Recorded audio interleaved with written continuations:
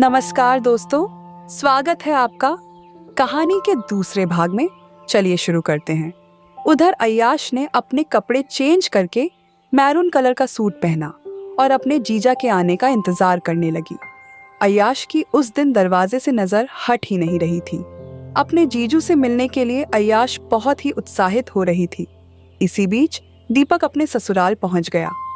चाय पानी का सिलसिला चला, लेकिन अय्याश के मन में यह विचार आया कि क्या जीजू जी आज भी बस एक दूसरे को निहार कर ही अपने घर वापस चले जाएंगे या मेरा सपना भी पूरा होगा।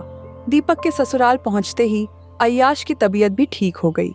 जब दीपक ने अय्याश को पुकारा तो अय्याश खुशी खुशी अपने जीजा जी के पास आई। दीपक ने अय्याश की आंखों में पढ़ लिया था कि वह क्या सोच रही है। आशा अपने जीजू के पास ऐसे खुश हो गई थी जैसे खिली हुई कली पर कोई भौरा आकर बैठ गया हो। अब आशा उस पल के इंतजार में फूली नहीं समा रही थी।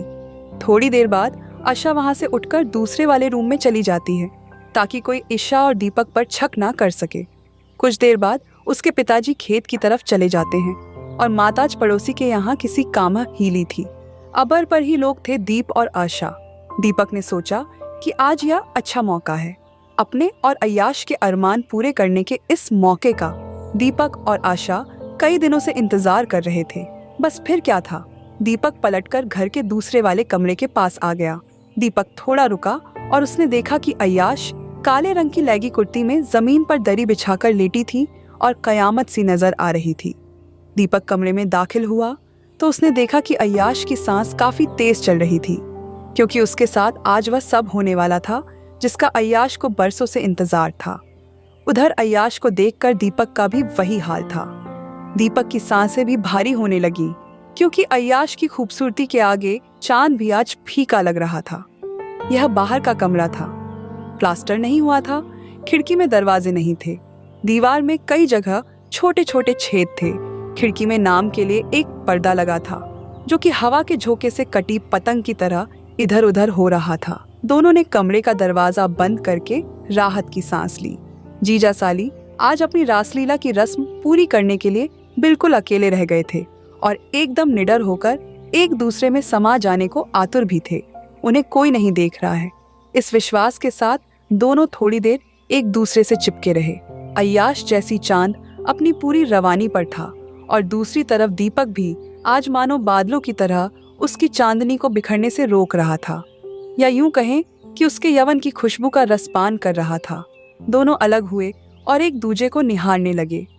दीपक ने एक बार बाहर खिड़की से देखा कि कहीं कोई देख ना रहा हो और फिर अय्याश के बदन पर नजरें गड़ा दी।